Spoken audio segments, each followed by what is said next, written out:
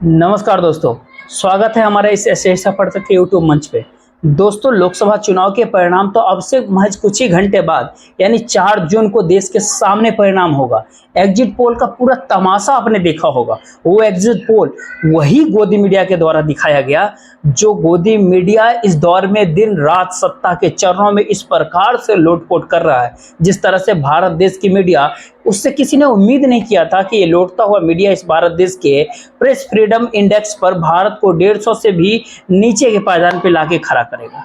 लेकिन गोदी मीडिया तो इस दौर में लौट रहा है। सवाल इस दौर में ये है कि इस एग्जिट पोल को देख करके भारतीय जनता पार्टी यानी बीजेपी के लिए अभी से मुसीबत क्यों शुरू हो गई। एग्जिट पोल क्या निकलेंगे, 4 जून के चुनाव परिणाम क्या होगा, 4 जून को क्या मशीन का मैनिपुलेशन करने की थ्योरी पर कैसी मोहर लगेगी, या फिर निष्पक्ष नतीजा आएगा। लोकतंत्र में हर कोई निष्पक्ष नतीजा की उम्मीद करता है, हर किसी ने करता है, लेकिन निष्पक्ष नतीजे की उम्मीद लोकतंत्र के प्रहरी के तौर पर देश की आम जनता जो करती है, क्या वही उम्मीद एनडीए अलायंस यानी एनडीए गठबंधन के नरेंद्र मोदी के सहयोगी दल करते हुए दिखाई दे रहे हैं। कई सारे सवाल इस दौर में खड़े हो रहे हैं, क्योंकि कल चुनाव संपन्न हुआ नहीं कि एक मुख्यमंत्री दिल्ली पहुंच गए और दिल्ली में कम से कम वो 2 दिन रुकेंगे। और वो मुख्यमंत्री जब दिल्ली पहुंचे तो अपने एजेंडे के साथ पहुंचे। एनडीए के मुख्यमंत्री हैं, भारतीय जनता पार्टी के सहयोगी दल के लोग हैं, और उस मुख्यमंत्री का नाम है नीतीश कुमार।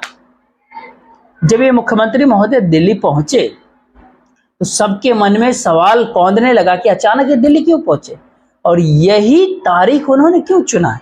1 तारीख को वोटिंग खत्म हुई और 2 तारीख को दिल्ली पहुंच गए।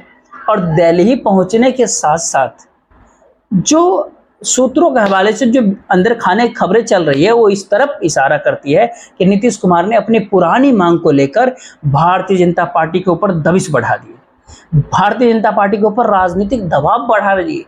और साफ इशारा दिया जा रहा है कि अगर इस बार मुकरने की नौबत आई तो नीतीश कुमार 28 जनवरी को जो बिहार की राजनीति में भूचाल लाकर एनडीए के पक्ष में माहौल बनाने चले थे, वही नीतीश कुमार को अपने वादे से मुकरते, पुराने घर में वापसी करते कभी देर नहीं लगती है। तो सबसे पहले ये समझना जरूरी होता है कि 28 जनवरी को जब नीतीश कुमार इंडिया गठबंधन का जो दामन छोड़ करके एनडीए गठबंधन में गए थे, भतीजे का साथ छोड़ करके नरेंद्र मोदी के साथ गए थे, तो उसके पीछे असली पॉलिटिकल डील कौन सी थी? तो असली पॉलिटिकल डील थी कि लोकसभा के साथ विधानसभा चुनाव कराए जाएंगे। साथ आने के बाद भारतीय जनता पार्टी ने नीतीश कुमार को इस बात के लिए कन्विंस करना शुरू कर दिया कि साथ में चुनाव कराने से बेहतर है कि महाराष्ट्र के साथ विधानसभा का चुनाव अक्टूबर-नवंबर के महीने में कराया जाए।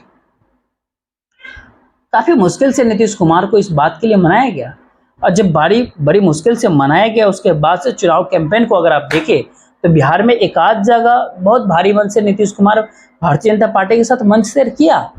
400 की जगह 4000 सांसद भी दिल्ली भेजते रहे। एक तरह से कहे तो भारतीय जनता पार्टी पर व्यंग करते रहे और स्लिप ऑफ टंग का नाम मीडिया देती रही। लेकिन अब राजनीति बैंक से ऊपर निकल चुकी है। अब राजनीतिक वास्तविकता के करीब आ रही है कि अब 4 जून के पहले क्या भारतीय जनता पार्टी विधानसभा भंग करने में सहमति जताएगी। और विधानसभा यदि 2-3 जून को या 4 जून को या जून के पहले सप्ताह में 10 जून तक मान ले अगर भंग होती है, तब जाकर के 10 दिसंबर तक नए विधानसभा गठित करने की प्रक्रिया शुरू की जाएगी। तो क्या उसके लिए तैयार है भारतीय जनता पार्टी? और क्या भारतीय जनता पार्टी की जो राजनीतिक परिस्थितियां हैं, उन परिस्थितियों के भीतर भारतीय जनता पार्टी के पास नीतीश कुमार की मांग को मानने के लिए क्या व्यवस्था है इस दौर में? 2-3 तरह के सवाल उठते हैं कि क्या नीतीश कुमार यही समय क्यों चुना है भारतीय जनता पार्टी के ऊपर दबाव बनाने के लिए? यानी ये कहे कि मतदान खत्म होने के बाद का समय और मतगणना के पहले का समय, जो बीच का पूरा पीरियड है 2-3 दिनों का, 48-50 घंटों का जो ये समय है, या कहे 3 दिनों का जो ये समय है, यही समय नीतीश कुमार ने क्यों चुना? पहली बात कि भारतीय जनता पार्टी नतीजों को लेकर सशंकित है। गोदी मीडिया के एग्जिट पोल कुछ भी दिखाए या कोई भी एग्जिट पोल दिखाने के लिए किसी को कोई मजबूर किया जाए, वो एग्जिट पोल नहीं हो सकता। और नीतीश कुमार भी वाटर टेस्ट करना चाह रहे। आखिरकार भारतीय जनता पार्टी सच में इस एग्जिट पोल को लेकर के गंभीर है? क्या इसके ऊपर उम्मीद जता रही है, भरोसा कर रही है? क्योंकि ध्यान दीजिएगा, अगर भारतीय जनता पार्टी को ऐसा लगता है कि भारतीय जनता पार्टी 272 के आंकड़े को, या 272 छोड़ दीजिए 250 के आंकड़े तक नहीं पहुंच रही है, तो नीतीश कुमार की मांग पर आसानी से हामी भर देगी।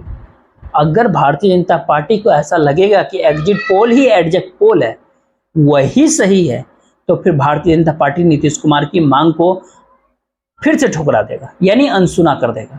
लेकिन नीतीश कुमार ने यही समय जो दबाव बनाया, उसके पीछे का जो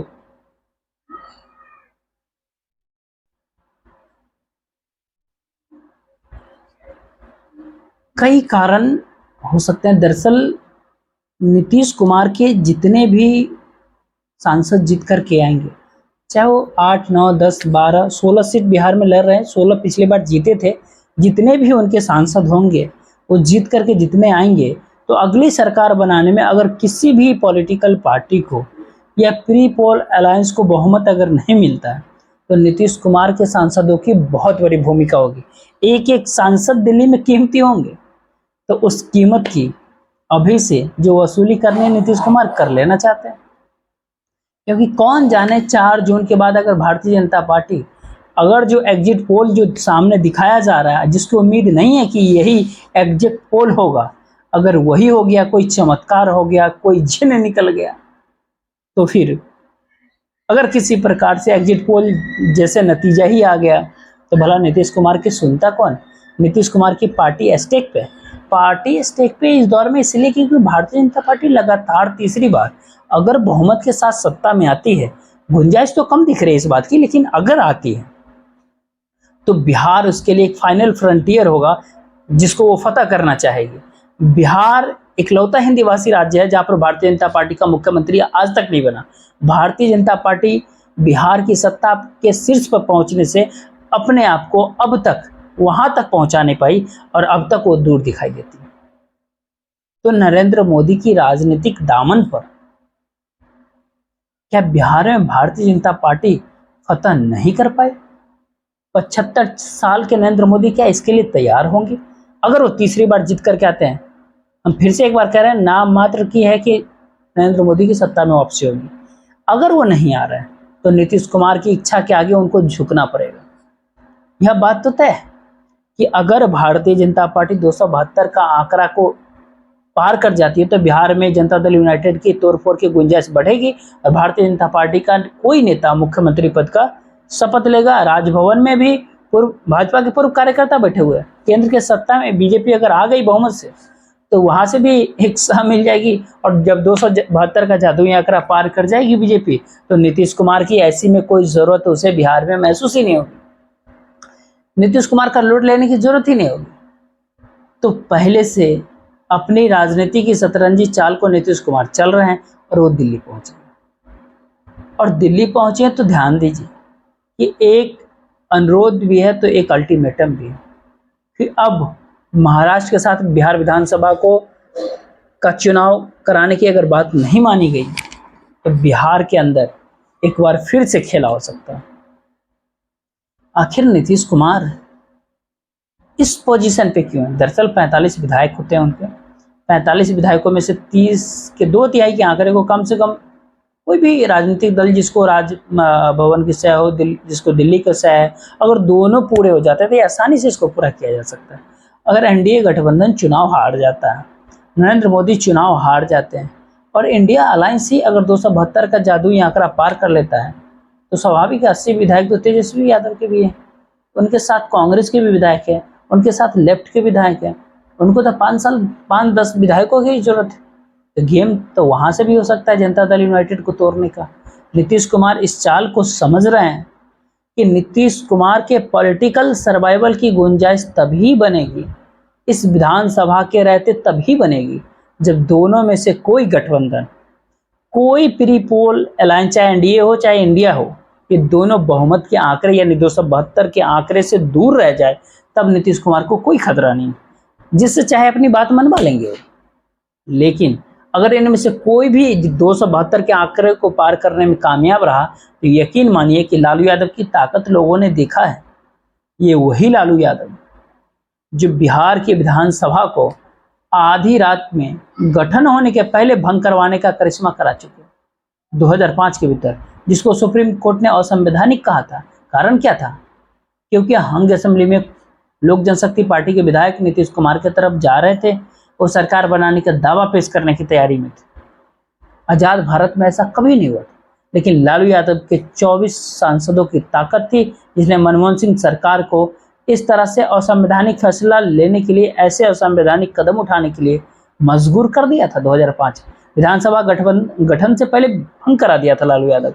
लालू यादव दबाव बनाने के लिए अपने समर्थन की कीमत वसूलना दिल्ली से इस देश में किसी भी राजनेता से ज्यादा बेहतर जानते हैं। अगर इंडिया अलायंस को बहुमत मिल गया तो नीतीश कुमार को बखूबी ये बात पता है कि जोड़ तोड़ करने से पहले बिहार के राजभवन में लालू यादव अपनी मर्जी का राज्यपाल लेकर के आ जाएंगे और फिर उसके बाद शुरू होगा खेला जेडीयू का तोड़ने का।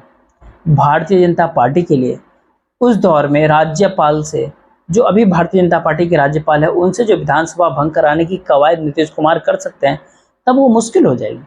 लेकिन अगर भारतीय जनता पार्टी ही 272 के आंकड़े को पार कर जाती है तो सबसे पहले पस्त भी लालू यादव होंगे। और फिर विधानसभा यदि नीतीश कुमार ने भंग करवा दिया तो तय मान लीजिए कि एनडीए अलायंस के लिए नीतीश कुमार ही तुरुक के इक्का होंगे और लालू यादव के लिए भी नीतीश कुमार ही तुरुक के इक्का होंगे। बाकी छोड़ते हैं 4 जून के चुनाव परिणाम के ऊपर। देखते रहिए, आप भी नजर बनाए रखिए, मैं भी।